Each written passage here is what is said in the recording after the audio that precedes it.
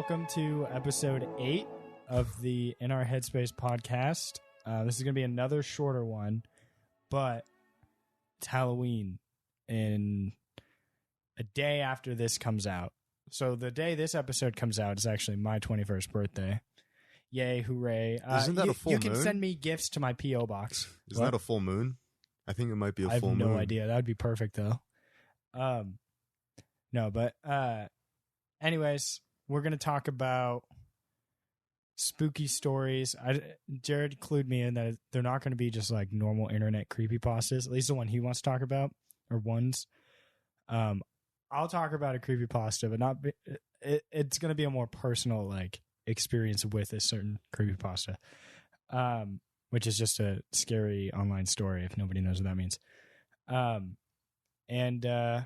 One other cool thing that I want to say is we are almost at 100 downloads on our podcast already, which is Who the fuck's crazy. downloading it? I don't know who is listening to this. I know of a grand total of like 5 people at most. I'm just like, Yeah. out of all of them, you pick this one? I know. I don't know what, I mean, maybe we're interesting. Maybe I'm knocking us too hard. I just don't know. Anyways, this is its own thing. The only reason I even want to model our podcast this way is because this is what I like listening to. But I'm not alone there, apparently. So it's like, cool. Anyways. I'm just here to show up and talk. Yeah. So let me get the timer ready. Jared, you can take it away with your initial story. So I will get into a weird thing, but I want to set a foundation first before getting into it. Okay. So first, I'm going to talk about. I'm going to call it an entity. Well, so this is Mesopotamian. Okay. So some context. This is from mythology. This is mythology, Mesopotamian mythology. Okay. So I'm going to talk about an entity called Lamashtu. What the? So she is the daughter of a sky god. Forgot his name. I think it starts with an A. But anyways. Okay. And she is apparently the precursor or the very beginning of the idea of vampires, succubus, Lilith, and all this stuff. So her lore, what she's supposedly like, so she's supposed to be the daughter of a god. Yeah. But people, from what I understood, was she's viewed either as an evil goddess or just a demon.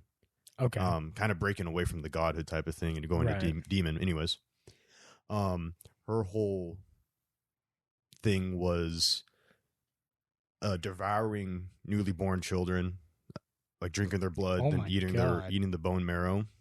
Yummy. And then, if she wasn't doing that, then she was causing pregnant women to have miscarriages. Oh God. And if she wasn't doing that, she was then eating the men of flesh. Eating flesh of men and drinking their blood as well. So it's just like out of nowhere. Maybe there's more context in there.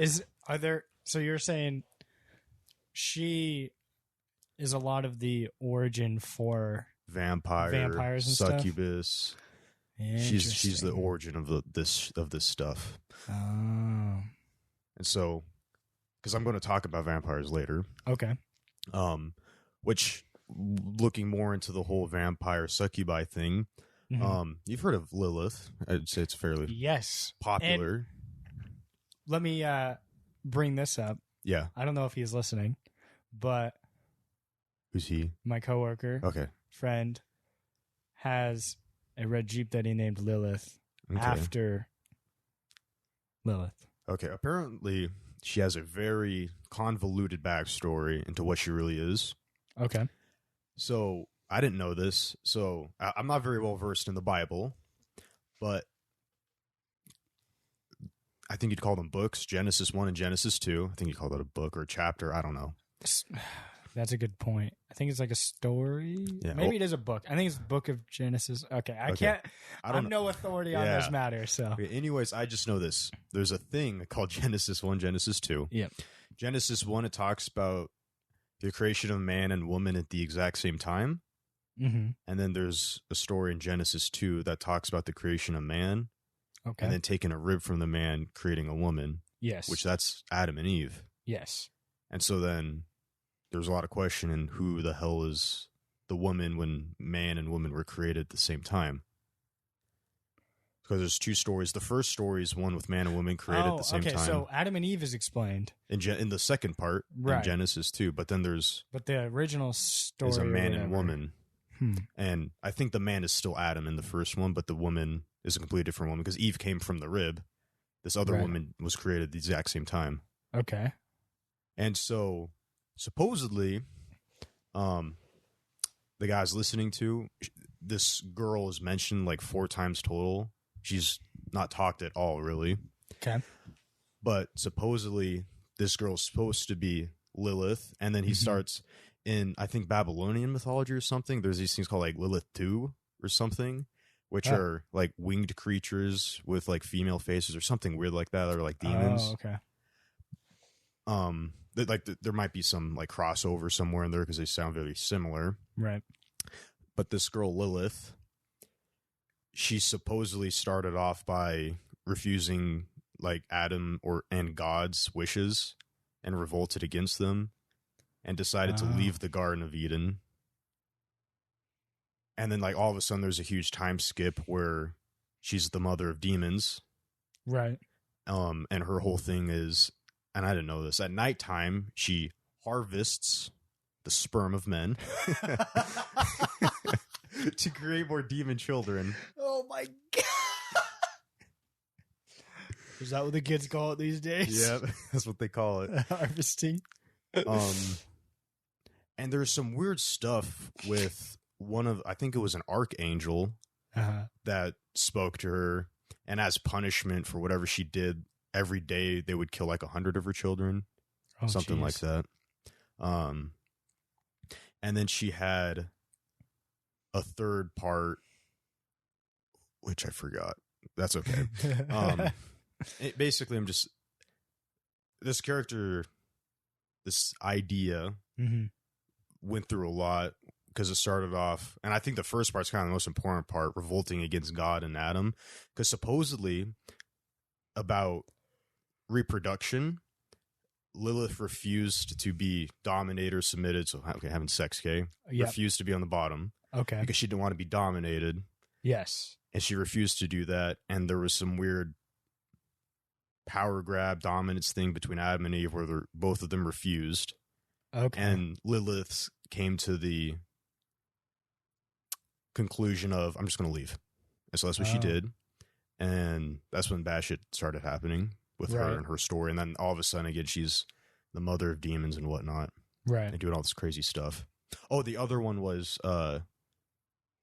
she also herself was like a succubus and killing people and killing pregnant women. That was another part. Oh, After, so like, she's like kind of part of that.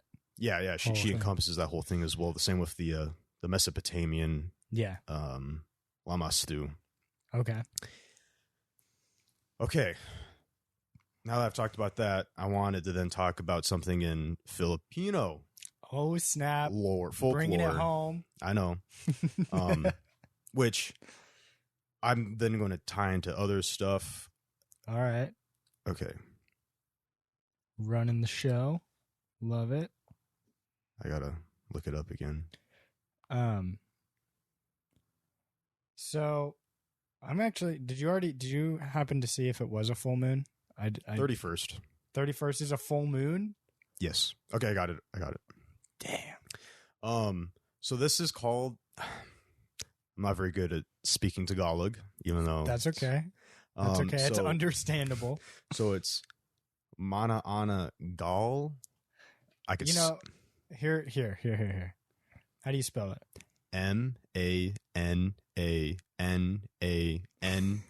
MANANANGGAL. Oh, here it is. All right. Oh, Philippine. It says real. That's funny. Okay, here we go. You ready? This is how to pronounce it. Okay. Texas speech. Gosh dang it. Hold on. Let me find a video because that was a stupid website.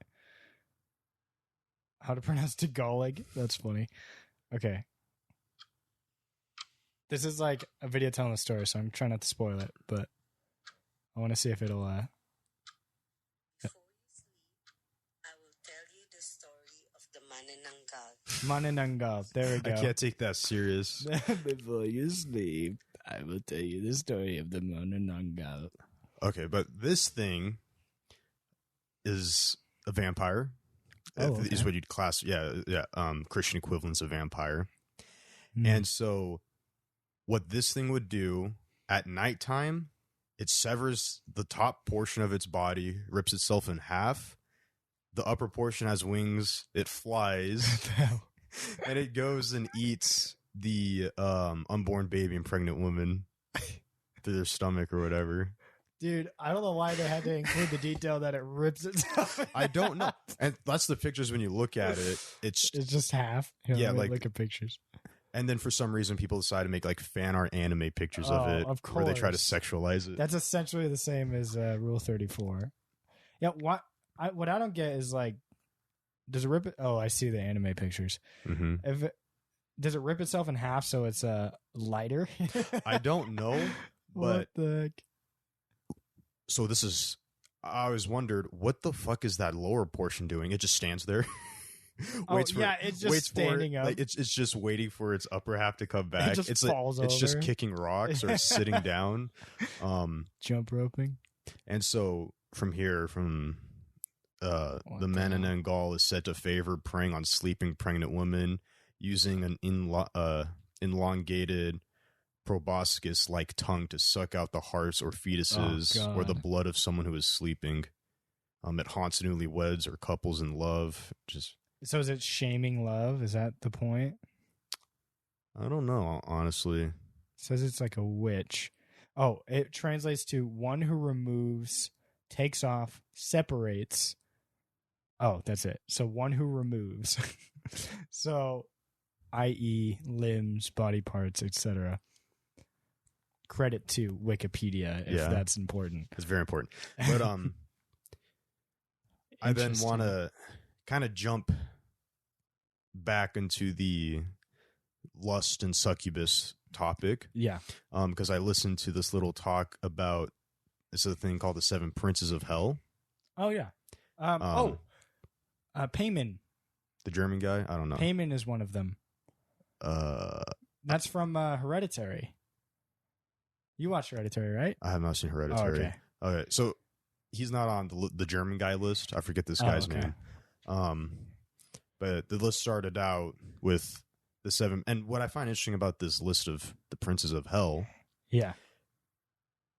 it seems kind of it's very broad. Like, so I'll first start like Lucifer as being the very first prince of hell, Right.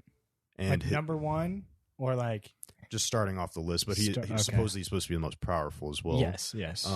He's supposed to represent the symbol of pride, and the whole point was being he was so interesting. prideful. He thought he was more perfect than the other angels, Right. and that he thought he's more perfect than God. Right. And then he started the whole revolutionary war in heaven with the other angels right.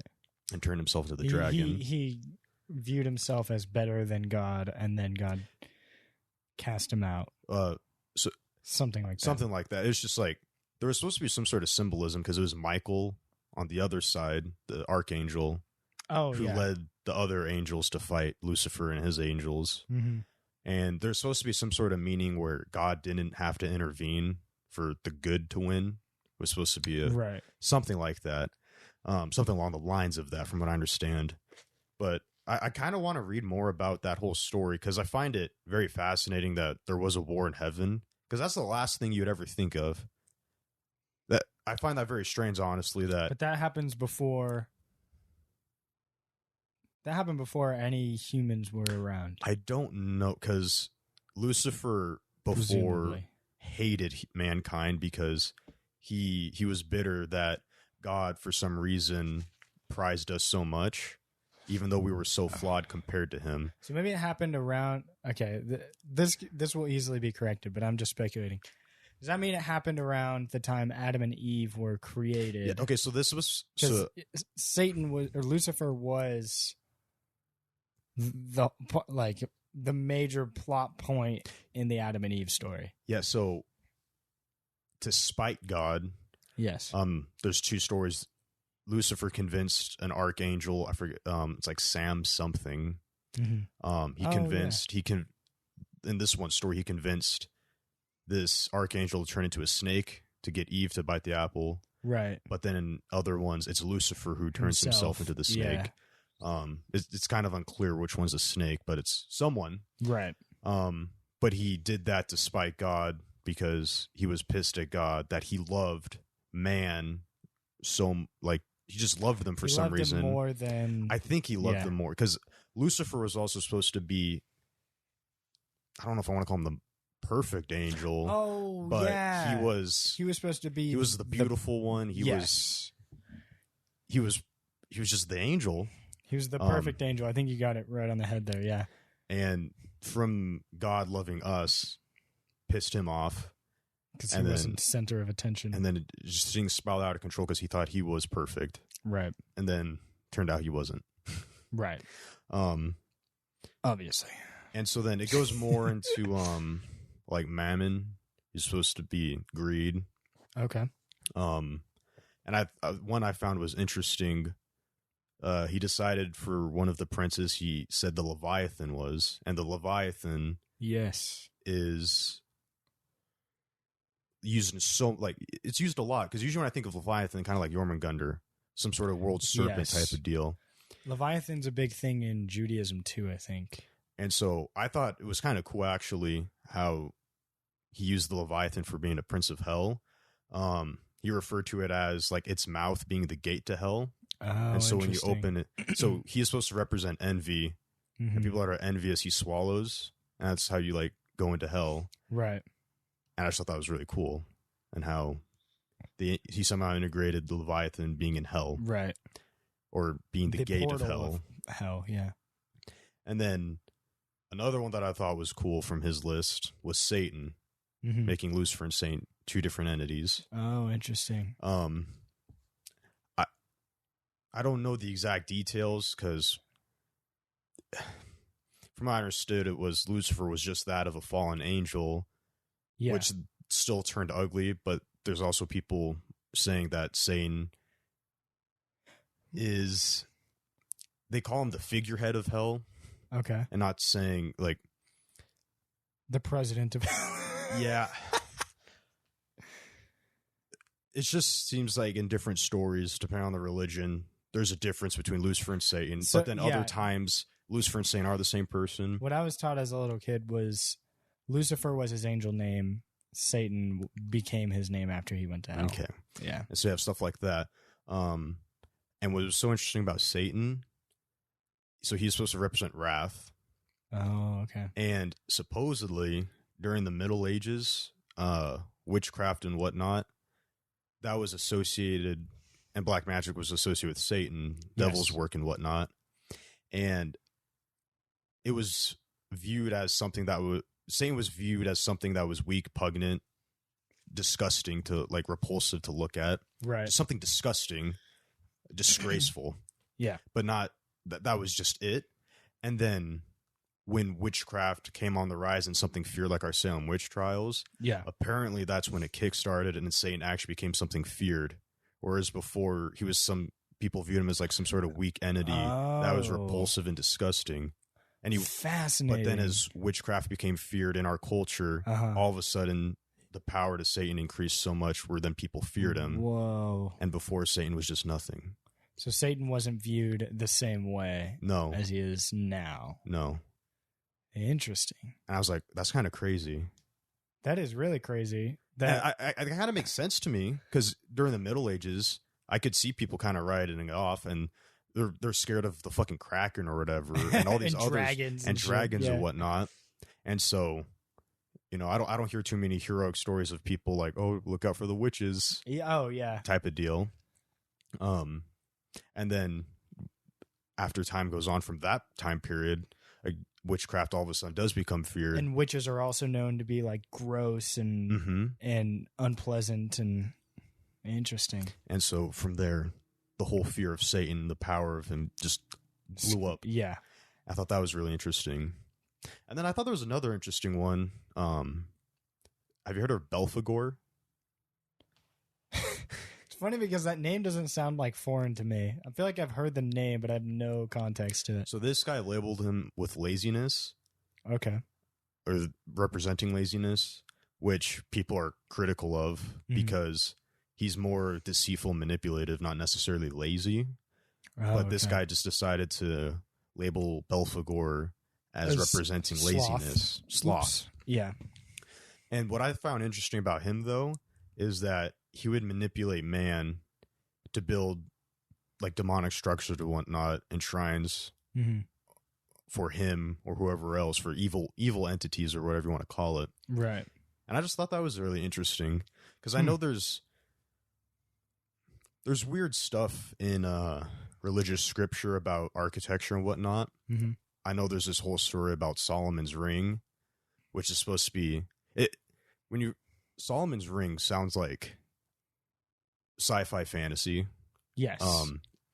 Because I think it had the power of like teleportation was part of Solomon's ring, but Solomon with the ring was creating like this whole temple, and it was described looking like electricity, but they didn't call it electricity. They said it was like blue snakes or something moving really fast. Is how they described like the temple being built for the ring. And there's just crazy shit with architecture and stuff like that in religious stories. And even so, this goes back to the megalithic objects that I've talked about so many times. It's become a staple. But what I found interesting about all these stories, specifically, like, because when you think of something bad, I think it's like for religious people, defying God is a really bad thing. And then like ignoring religion, like having creatures eat newly born babies, eating pregnant women alive. Yeah. That stuff's bad. And so the thing that I had in common with, like, for example, disobeying God or going out at night and having your fucking child eaten. Yeah. It all seemed to center around the idea of fear is like how I like to view it. Yes. I'd say what's really fascinating about religion and ancient religions / mythologies, however you want to label them, a lot of them serve as a way to teach and enforce morals. And there are many of them that use fear. So there's like fearing the deities or serving the deities. And there's like the two angles that pretty much every religion takes. Is it like in Greek mythology, a lot of it was based around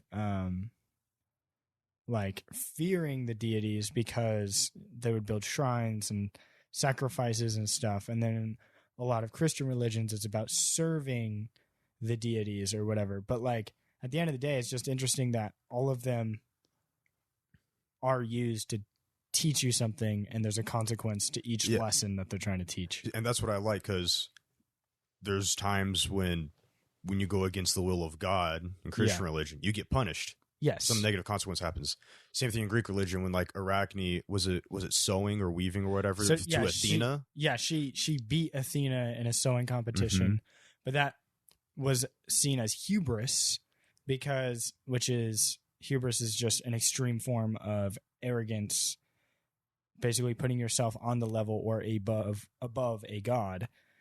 But Arachne didn't mean it as hubris, but Athena perceived it as hubris because she beat her in weaving, and that was one of Athena's like things. She was like the goddess of wisdom and war and weaving of all things, and so she got pissed, turned Arachne into a spider. Yeah, but Arachne maintained her ability to weave, so she weaved webs. And anyways, that was a whole thing, but that was more so. A lot of the Greek mythology is used to show that even the Greek gods, all of them had what's called a fatal flaw. That's why I like them so much. Yes, and the whole point is to be relatable. Like the entire point is to, the gods make this mistake, which means men will make the mistake and learn from their mistake. So it's like, that's what I think is so interesting about exploring different religions and mythologies. Because you look at the Mayans / Aztecs, and a lot of their stuff is fear based. Like Camazotz, for example, he would come out at night and basically rip your head off, like swoop down and rip your head off. So it was like, don't do this thing at night. It was something super cryptic and like didn't make any sense, but like that was how they taught their rules. It did instill the fear, the idea of that there. Yeah, exactly. Because my grandma and I talked to that the man in angle or whatever. Oh yeah. My grandma, she's like, oh, that was something you just tell women. It's like don't go outside at night. Just don't go fucking outside at night. That's what I was like, which is like kind of the wondering. point of it was like, bad things happen at night. Don't go outside Don't at go night. outside at night. Yeah. And what I liked again about the idea of fear for a lot of things, like for example, I wonder if Lucifer was fearful of God. Would that have put his pride in check and be like, maybe I shouldn't. Maybe I shouldn't. Being the entity of pride, that fear doesn't exist because pride trumps it. But if he did have that fear, maybe it would have been like, maybe I shouldn't try to challenge God. Yeah. And I kind of like the thing with Zeus we talked about. I think we talked about this before, where Zeus, for example, like, I don't want to call him the god of the gods, but he's the king of the gods. That's what it is. Yeah. He's the king of the gods, but he would still, I remember in one of Hercules, I think it was in one of his tasks, he had to do something. And I just remember one of the stories, like, he said, like, if Zeus were to try to stop him, he would still fight Zeus. And I don't think Zeus exactly wanted to fight Hercules because he's very strong.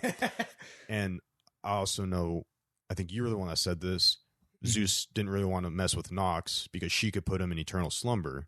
Yes. So even though he is the king of the gods, which that's quite the title to have, I would say, he still has the fear to put him in place, to not be arrogant and he was still arrogant. That's true, yeah. But those were always used as learning points of, well, you're going to get punished if you do this thing. Even Zeus can get punished. And the other side of that is Hera was actually perceived to have more power than Zeus because Zeus feared her. That's true. Because so whoever was above Zeus was above everybody else, and that was Hera. And that's why Hera has a reputation of like being, how would you describe it? She's the mom, dude. The mom who's in control. You don't want to fuck with her. Yeah, exactly. Because it'll put Zeus in a bad mood. Yeah. So, yeah, interesting. I want to talk about, before we got like 5 minutes left. That was fast. Yeah. I want to talk about Slender Man, which is very well known to everybody. But when I first heard about Slender Man, before the whole internet hype, it was during the beginning of the internet hype, I should say. I'm not like a hipster about it or anything. But when I first learned about it, I was like 11 or 12 or something. And I just remember, like, this was before I understood that YouTube wasn't all factual. Oh, man. Someone made this documentary on YouTube, and it looked legit. Like, it looked real to me as an 11-year-old kid. And they made Slender Man look real, and it freaked me out, and it scarred me for like 2 years. Like, I genuinely was scared that thing existed. And then, like, obviously there was the game, and then eventually there was this movie. It was absolutely horrible, and it was, anyways, not even worth my breath to talk about. But anyways, it was just a classic example of like a factory-made movie, I guess you could say.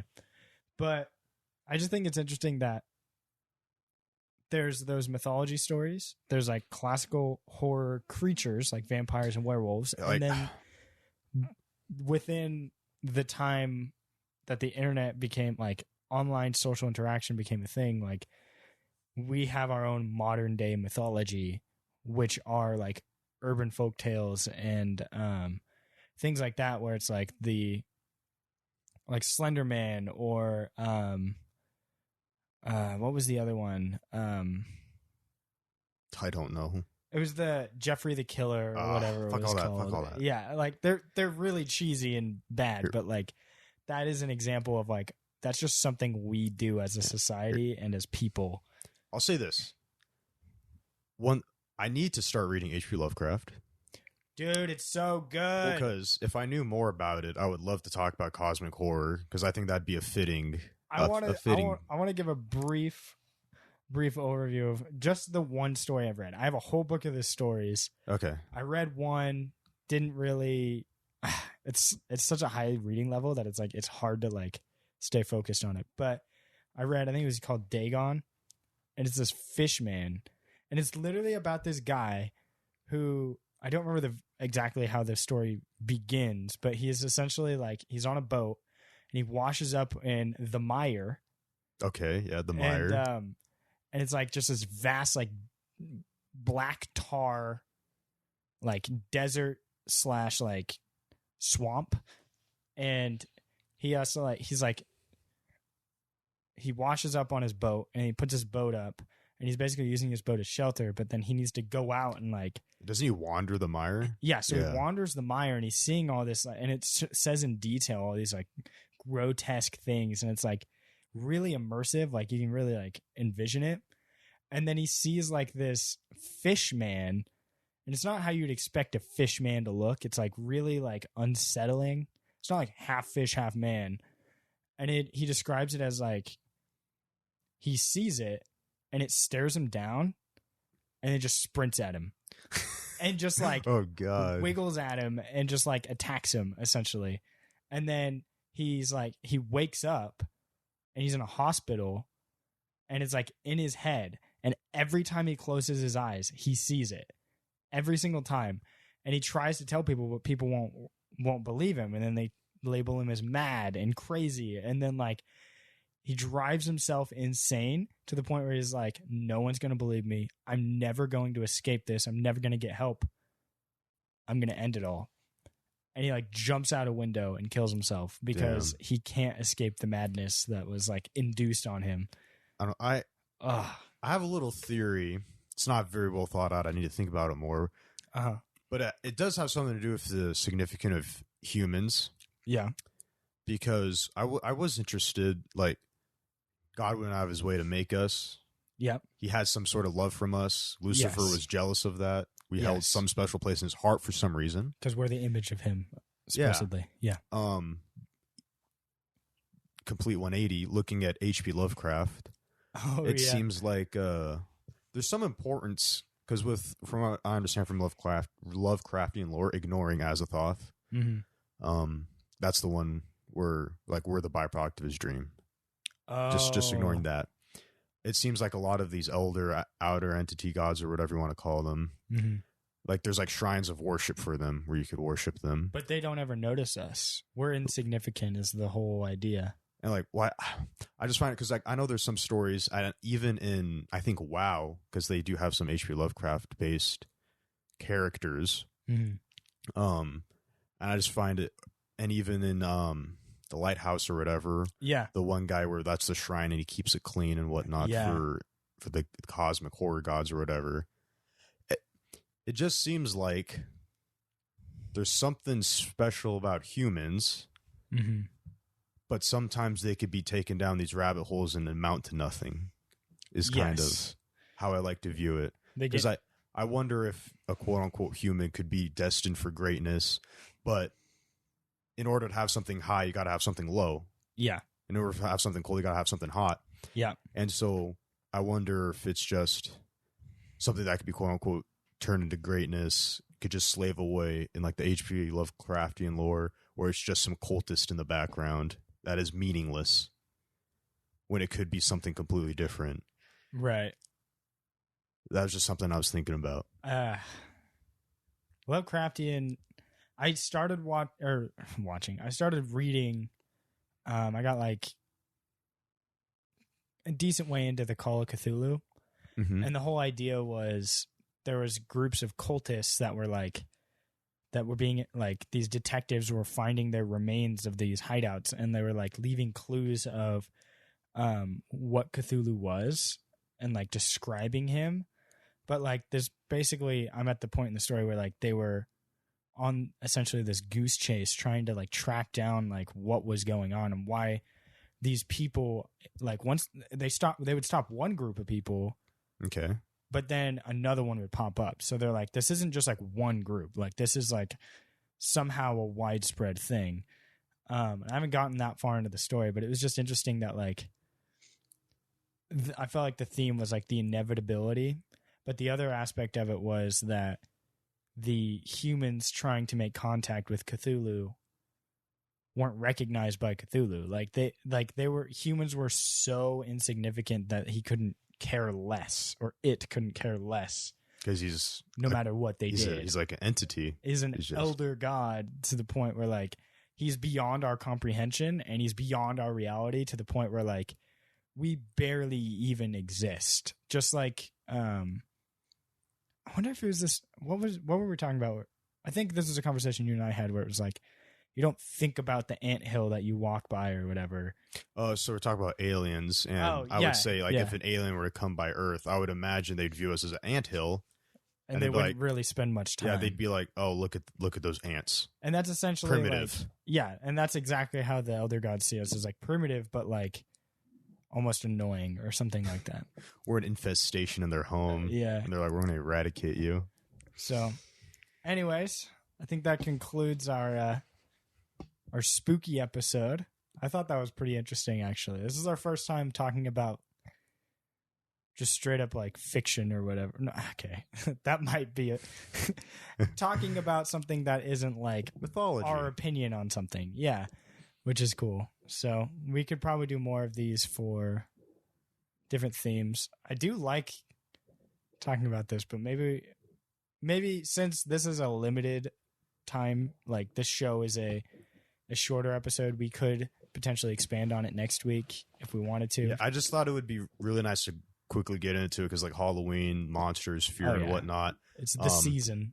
I feel like the important part when like talking about it is like the so what. It's like, so what that we're talking about all this stuff. Yeah, that's why I wanted to talk about fear and the quote unquote importance of it and stuff like that. The impact. Yeah, the impact. So, anyways, that's going to be it for this episode. If you haven't and you want to stay up to date, follow us on all the social media. We already have a 5-star review on iTunes. Does it say who reviewed it? No, it just says we have one. But if you like it, you don't have to leave 5 stars. Please don't leave don't leave a 1-star score.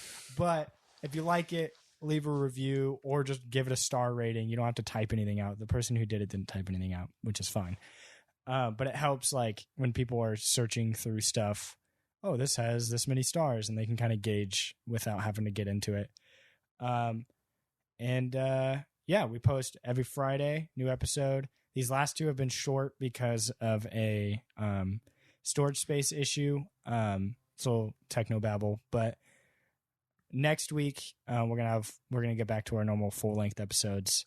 After this month, we're free. Yes, we're free to go for hour and a half or hour-long episodes again. So that'll be fun. Look forward to that. Happy Halloween! A happy day before Halloween. And yeah, hope you have a spooky night.